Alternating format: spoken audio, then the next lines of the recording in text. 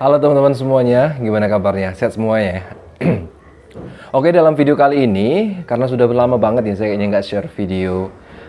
Dalam video ini saya akan berbagi sedikit cerita pengalaman dari teman saya, teman lama saya, yang pada kesempatan itu dia juga mengidap GERD anxiety ataupun rasa cemas yang berlebihan ataupun model penyakit psikosomatis yang saya dulu alami.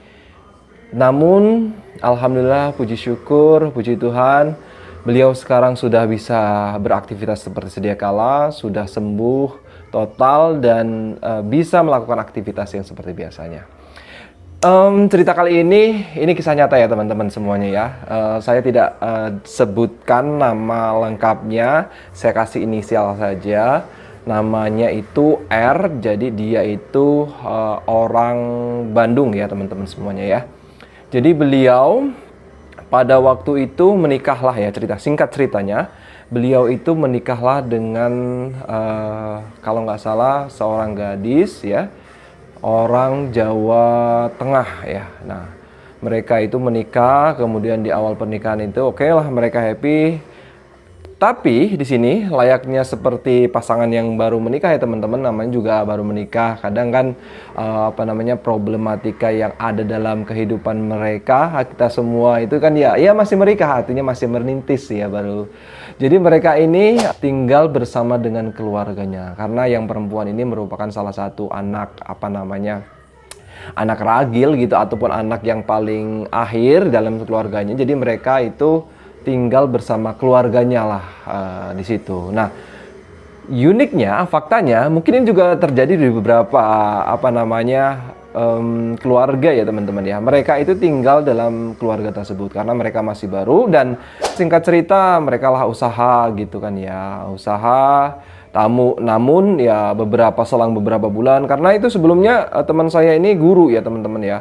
Teman saya ini guru, kemudian ketika dia pindah ikut istrinya di Jawa Tengah itu, dia itu harus mencari sekolah lain, tapi dia masih belum ketemu sekolah, dan dia cobalah usaha-usaha bisnis-bisnis yang lain begitu.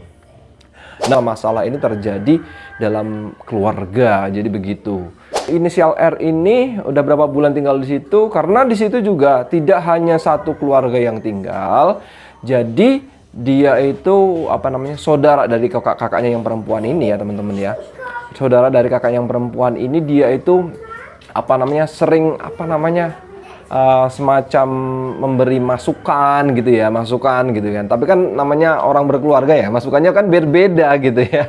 Namanya juga gimana ya, kalau sudah berkeluarga tinggal masih ikut orang itu kan rasanya sudah banyak masukan-masukan nih, baik itu kadang itu positif dan kadang itu negatif dan interpretasinya itu kan berbeda-beda ya teman-teman semuanya ya. Jadi pada waktu itu si inisial R itu dia itu dengerlah ucapan dari kakak iparnya gitu. Jadi akhirnya dia kepikiran gitu ya teman-teman ya.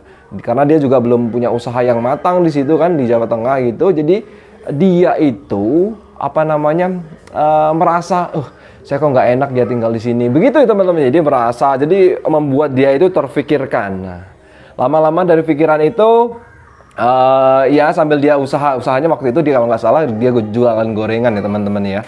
Jadi dia itu merasa kalau bahwasanya kayaknya nggak pas deh tinggal di sini terus lain sebagainya. Akhirnya sautan-sautan sana sini di dalam keluarga itu banyak. Jadi seringlah ada bahasa begini. Itu lihat suamimu tuh, dia kan belum kerja gini-gini, kerja aja nggak bisa, dan lain sebagainya begitulah.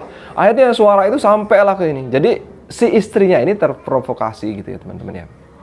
Nah, singkat cerita, karena ini menjadi beban pikiran dan ini jadi masalah yang tidak ditemukan solusinya, mereka semua akhirnya karena mereka masih egonya kuat gitu ya teman-teman ya. Iya, tapi ini adalah sebuah pelajaran bagi kita. Nah, masalah ini timbulnya bisa dari banyak faktor gitu ya. Habis itu dia itu kemudian udahlah mulai terfikirkan, jadi makan itu nggak enak segala macam karena kepikiran itu, jadi jualan nggak semangat. Akhirnya seringlah clash gitu antara teman saya itu dengan istrinya. Habis itu singkat waktu dia ingin merantau begitu ya teman-teman ya, karena ingin merantau ingin merantau, sebelum ikut merantau itu istrinya itu nggak ngebolehin gitu ya. Kamu kalau mau merantau udah pergi aja dari. Nah, bisa ada bahasan seperti itu. Akhirnya lama kelamaan clash lah keluarga ini. Jadi mereka ini ego gitu. Nah, karena kepikiran dari hal itu, teman saya itu teman-teman karena sudah dia merasa tidak dianggap lagi dari keluarga yang si wanita itu, akhirnya dia menerima sebuah gugatan. Nah, gugatannya itu apa teman-teman? Gugatan cerai, teman-teman. Nauzubillah min zalik ya teman-teman semua yang kalau masih punya keluarga, mari kita lawat keluarga kita baik-baik semuanya. Nah, itu semua jadi digugat. Akhirnya mereka ini singkat cerita cerailah mereka. Nah, awal dari situ teman saya itu kan balik lagi ke Bandung. Habis ke Bandung dia nggak, karena dia udah meninggalkan pekerjaan yang lama, akhirnya dia itu merantaulah ke Kalimantan. Nah, sampai di sana dia itu sering kepikiran terus. Akhirnya apa teman-teman? Karena dia makan nggak telat, sering kepikirannya buruk terus, gimana? Belum lagi dia karena dia sudah mempunyai anak, gitu, anaknya masih bayi waktu itu, dia itu baru terkenalah serangan anxiety ini, teman-teman. Ya awal mulanya itu dari GERD, itu asam lambung yang tidak karuan itu.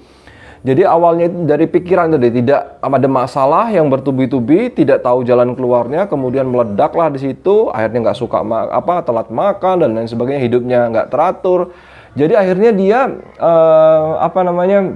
mengidaplah penyakit anxiety itu. Jadi cukup lama ya teman-teman buat teman saya ini recovery-nya, tapi alhamdulillah step demi step saya dampingi beliau untuk untuk merubah cara pandangnya, pola pikirnya. Akhirnya beliau bisa step by step bisa untuk move on gitu ya. Let's ganti by gun. Jadi yang lalu udah biarlah berlalu. Ayo kita start kehidupan yang baru gitu. Saya ajak dia gitu ya teman-teman ya. Alhamdulillah sudah dapat pekerjaan di Kalimantan itu yang nggak begitu lama sih. Dia masih, karena dia itu banyak terapi yang dia coba ya teman-teman ya.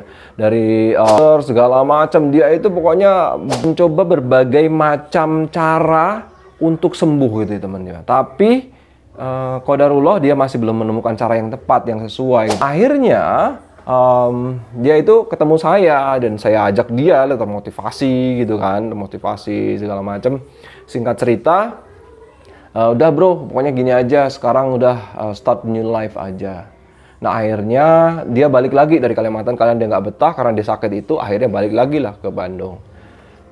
Nah sampai di Bandung, dia mencoba untuk melakukan hal baru, mencoba merubah akhirnya untuk permasalahannya. Oke lah, masalah yang lalu biarlah berlalu, oke, mulai dengan kehidupan yang baru.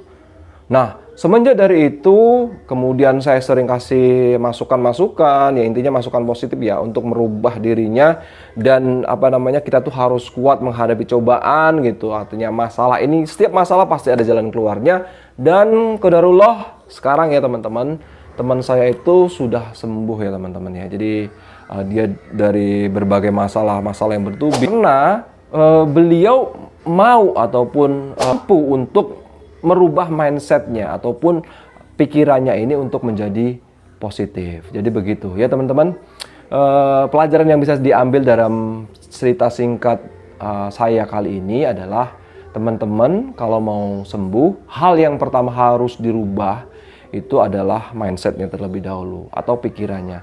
Ya tidak bisa dipungkiri bahwasanya penyakit anxiety ataupun kecemasan ini atau penyakit lambung dan disebabkan oleh yang dalam-dalam ini, itu pengaruh besarnya adalah di pikirannya teman-teman. Satu, pikiran dulu, kemudian baru mencoba berbagai macam cara untuk melakukan berbagai macam treatment gitu. Contohnya ya konsumsi obat tradisional, berobat ke dokter dan lain sebagainya, menjaga pola makan, olahraga dan lain sebagainya. Jadi seperti itu ya teman-teman. Kalau teman-teman masih bingung bagaimana caranya merubah pikiran itu, nanti teman-teman bisa berinteraksi lewat saya, bisa tinggalkan kolom komentar bagaimana caranya itu bisa sembuh total. Dan sampai sekarang ini teman-teman semuanya, saya sudah bisa berani ngopi lagi. Sekarang ini saya kalau ngopi sehari 2 kali ya teman-teman ya, tapi jangan banyak-banyak. Ingat, kalau kita sudah pernah sembuh, pernah terkena penyakit semacam lambung ini atau penyakit yang kronis lainnya, jadi teman-teman itu harus bisa proporsionalkan segala sesuatu sesuai dengan kebutuhan. Jangan berlebihan. Intinya itu seperti itu, teman-teman. Kalau segala sesuatu yang berlebihan itu efeknya akan kembali lagi ke tubuh kita. Jadi begitu ya teman-teman semuanya. Salam sehat selalu. Saya minum kopi dulu.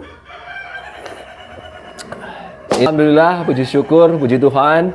Berkat Tuhan Yang Maha Esa, alhamdulillah saya sekarang sudah bisa beraktivitas seperti sedia kala. Banyak aktivitas yang saya lakukan dan banyak pengaruh yang sudah saya lakukan. Kalau teman-teman ingin sembuh seperti saya, boleh teman-teman subscribe, like ya, subscribe ya. Jadi nanti saya akan update video bagaimana sih caranya bisa sembuh, bagaimana caranya bisa sembuh. Yang pertama adalah pikiran kita terlebih dahulu. Oke, terima kasih. Semoga cerita ini bisa menginspirasi untuk teman-teman semuanya. Bye bye, see you.